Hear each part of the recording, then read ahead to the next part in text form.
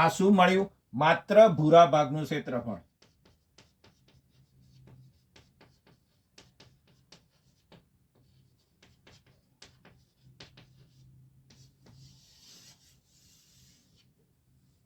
એ ઉલ્લેખ કરી દઈએ. માત્ર ભૂરા ભાગનું ક્ષેત્રફળ બરાબર 1732.5 અને સોનેરી, લાલ અને ભૂરા ભાગનું ક્ષેત્રફળ. એ તો આમ તો ત્રણેયનો સરવાળો કરીએ તો મળી જ જાય, છતાં યાદ રાખી દઈએ 3118.5.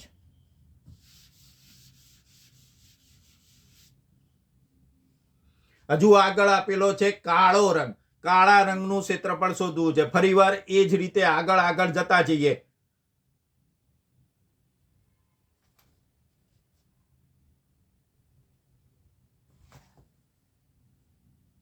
ભૂરો પત્યો, હવે કાળા ભાગનું ક્ષેત્રફળ. તો કાળો ભાગ આપેલો છે, આ રીતે આપેલો છે. સોનેરી, આ લાલ, આ ભૂરો અને બહાર હવે કાળો આપેલો છે. તો આ પટ્ટાનું ભાગ 21/2, આ 21/2, આ 21/2 ને આની ત્રિજ્યા 21/2. એટલે બધાનું એ આપેલું છે ગણતરી, એટલે બધાની એક ગણતરી શોધી કાઢીએ.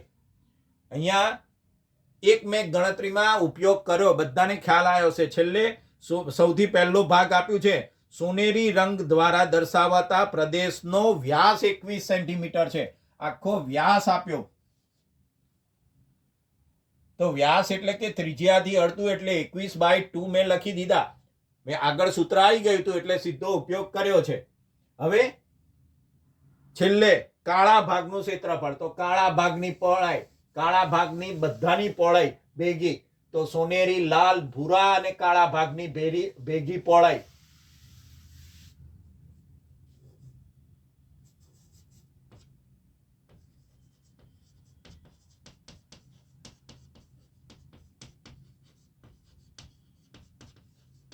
જોઈ શકીએ પહોળાઈ એટલે પટ્ટો આટલો પહોળો છે, તો આટલો ચારેય ભાગની ત્રિજ્યા સોનેરી, લાલ, ભૂરા અને કાળા ભાગથી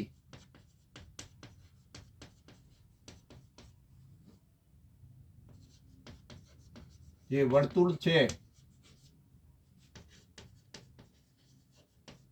એના બરાબર જોઈ શકીએ. સોનેરી ભાગ 21/2 ત્રિજ્યા, પછી લાલ ભાગ 21/2, ભૂરો ભાગ 21/2 અને કાળો ભાગ પણ 21/2. 4 વાર 21/2 કરીએ એટલે તરત આપણને ખ્યાલ આવે કે 21 ચોકુ 84 ભાગ્યા 2, 1 1 1 1 4, 2 ને 2 4 ને 2 6 ને 2 8, 84 ભાગ્યા 2 એટલે 42. આ ચારેય ભાગની ભેગી ત્રિજ્યા માટે સોનેરી, લાલ, ભૂરા અને કાળા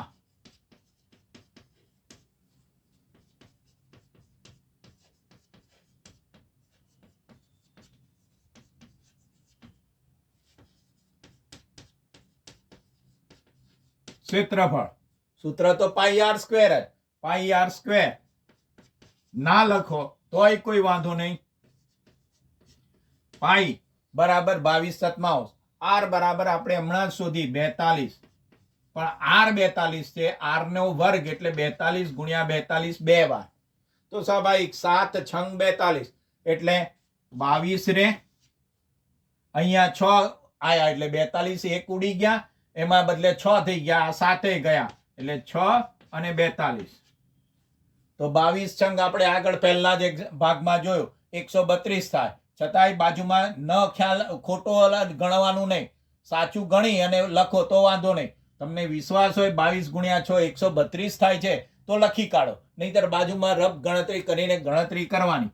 132 ગુણ્યા 42, તો 132 ગુણ્યા 42 બાજુમાં રફમાં કરવું પડે. મારે હોય કે તમારે હોય બધે ગણવું જ પડે. 132 ગુણ્યા 42, એક મીંડું 2 ચોકું 8, 3 ચોકું 12 વધી આવી 1, 4 એકુ 4 ને 1 5, 2 દુ 4, 3 દુ 6, 2 એકુ 2, 4, 8 ને 14 ચોકડો વધી આવી 1, 2 ને 2 4 ને 1 5, 55 44.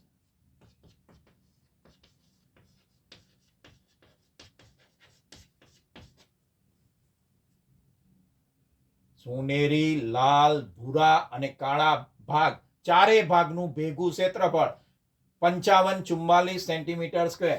આપણે આકૃતિ જોઈ આવી રીતનું આવતું હતું એક એક ભાગ.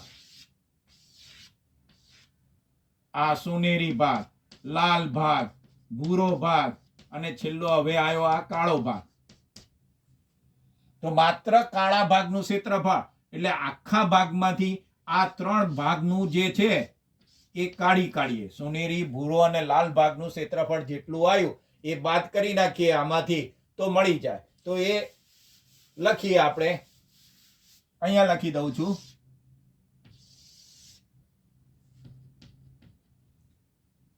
માત્ર કાળા ભાગનું ક્ષેત્રફળ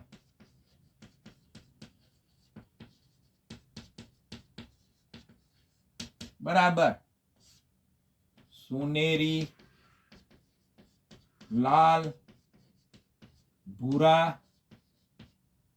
અને કાળા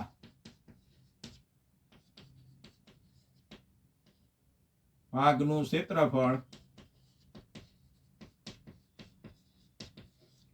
ઓછા આ 3 ભાગનું, કાળાનું એકલું બાકી રાખીએ, સોનેરી,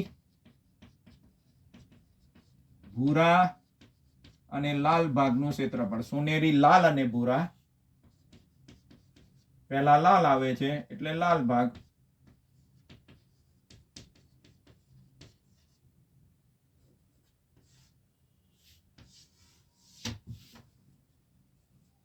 તો સોનેરી, લાલ, ભૂરા અને કાળા ભાગનું ભેગું ક્ષેત્રફળ એ 55 44 મળ્યું.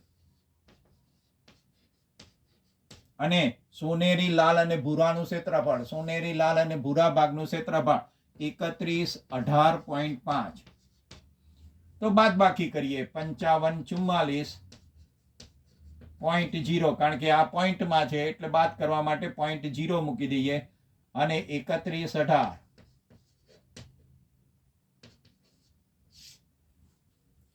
તો શૂન્યમાંથી 5 ના જાય, દસકો લેવો પડે એટલે આ 3 થાય. દસકો લીધો, 10 માંથી 5 જાય તો 5.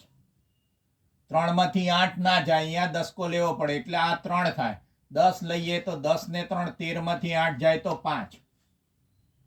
3 માંથી 1 જાય એટલે 2, 5 માંથી 1 જાય તો 4, 5 માંથી 3 જાય તો 2, એટલે 24 25 આ જે મળ્યું 0.5 સેન્ટીમીટર સ્ક્વેર. તો માત્ર કાળા ભાગનું ક્ષેત્રફળ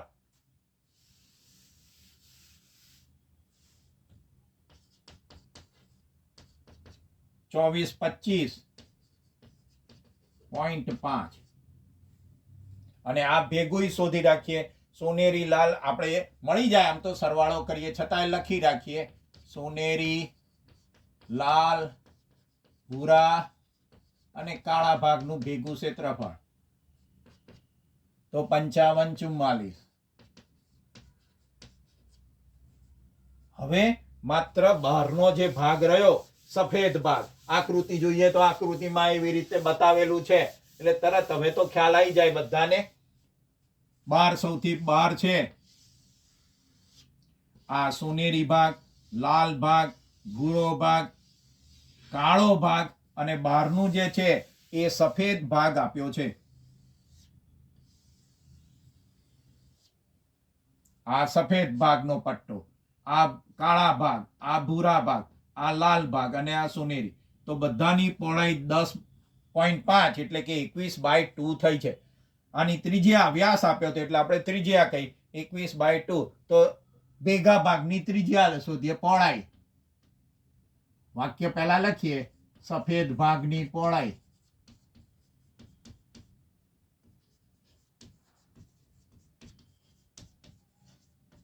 21/2 સેન્ટીમીટર છે.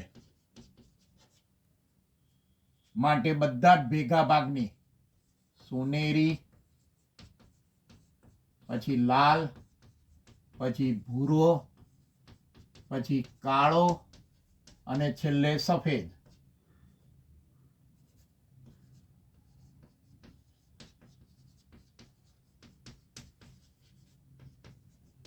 ભેગી પહોળાઈ. તો પહોળાઈ આપણે જોઈ છે ત્રિજ્યા જ બને છે, તો બધા ભાગની ભેગી ત્રિજ્યા.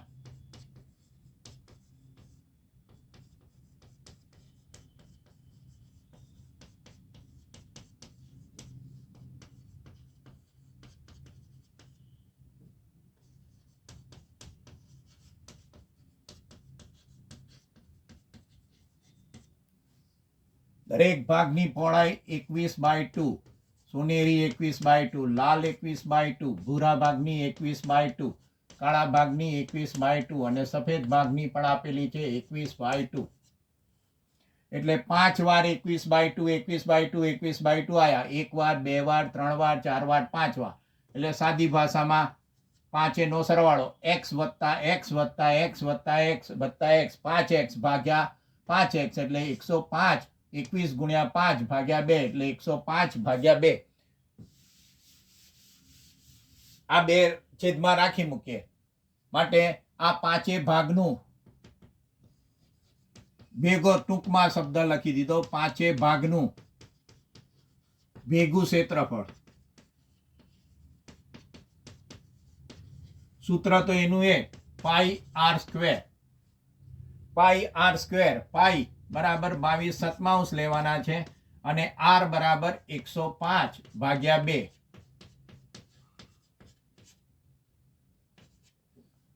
તો 15 સીતા 105 થાય આપણને ખબર, એટલે આ 15 આવશે ને આ 11, એટલે 11 રહ્યા, 15 રહ્યા અને 1 105 રહ્યા અને છેદમાં 1 2 રહ્યા.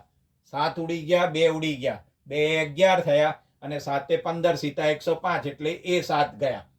તો અંશમાં 11 ગુણ્યા 5, 11 ગુણ્યા 15 ગુણ્યા 105, 11 ગુણ્યા 15, 15 ગુણ્યા 11 ના ફાવે તો 11 ગુણ્યા 15 કરીએ અને સાદું રૂપ. તો 15 દસા 150 અને 15 બીજા, 15 એકા 15 એટલે 165. એટલે કે 165 ગુણ્યા 105 ભાગ્યા 2. ફરી વાર આ જ સાદું રૂપ મેં કહ્યું એમ ગુણાકાર કરવાનો. 165 ગુણ્યા 105.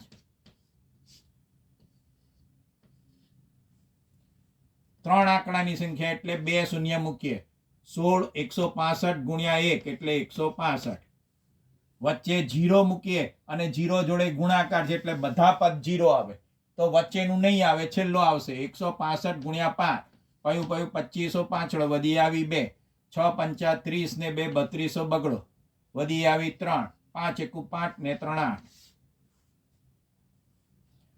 5 2 8 ને 5 13, 6 ને 1 7 એકડો, 5 2 8 ને 5 13 વધી આવી 1, 6 ને 1 7 ને 1 173 25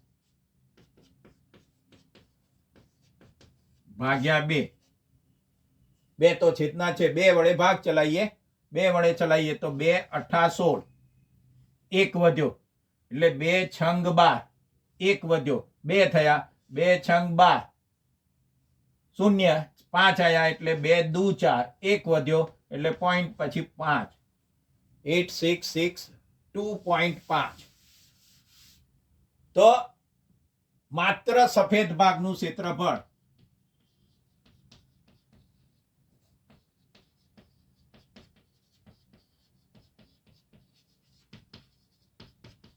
આગળ ગણ્યું તું એમ જ બધા પાંચે ભાગનું ક્ષેત્રફળ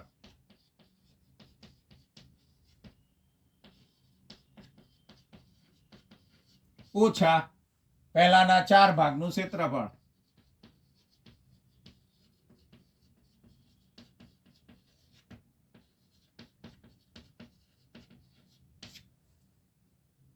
પાંચે ભાગનું ક્ષેત્રફળ 8662.5 અને 4 ભાગનું ક્ષેત્રફળ 5544. સીધી બાદ બાકી નહીં, આપણે સાદું આવી રીતે ગણિત લખવાનું જ, રફ કામ કરવાનું.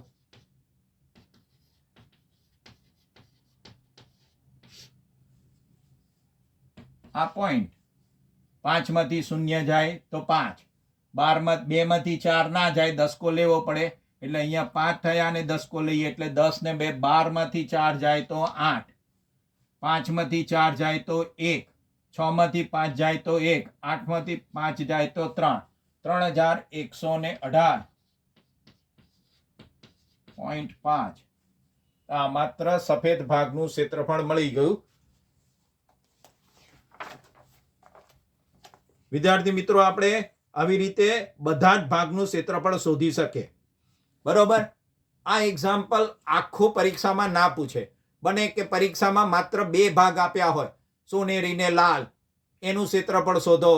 સોનેરી લાલ ના આપ્યા હોય ને અંદર બહારના 2 આપી દે, સફેદ ને લાલ ભાગની આટલી ત્રિજ્યા છે, આટલું ક્ષેત્રફળ છે. આવી રીતે ગમે તે એક્ઝામ્પલ બનાવીને અથવા તો એમને પૂછી શકે. આખો એક્ઝામ્પલ પૂછાવાની કોઈ શક્યતા નથી. એકમ લખવાનો, આ સેન્ટીમીટર સ્ક્વેર લખવાનું, એટલે ક્યારેય આપણી ભૂલ ના કાઢે. એટલે એકમ જ્યારે લખો ત્યારે સેન્ટીમીટર સ્ક્વેર, સેન્ટીમીટર કે જે હોય એ લખવાના. આવતી વખતે આગળ એક્ઝામ્પલ જોઈશું. આ એક્ઝામ્પલો બધા ખાસ તૈયાર કરજો. તૈયારમાં કશું નથી, માત્ર સૂત્ર, પરિઘનું સૂત્ર અને વર્તુળના ક્ષેત્રફળનું સૂત્ર 2 યાદ હોવા જોઈએ. ચાલો મિત્ર, મળીશું ફરીથી. Good bye.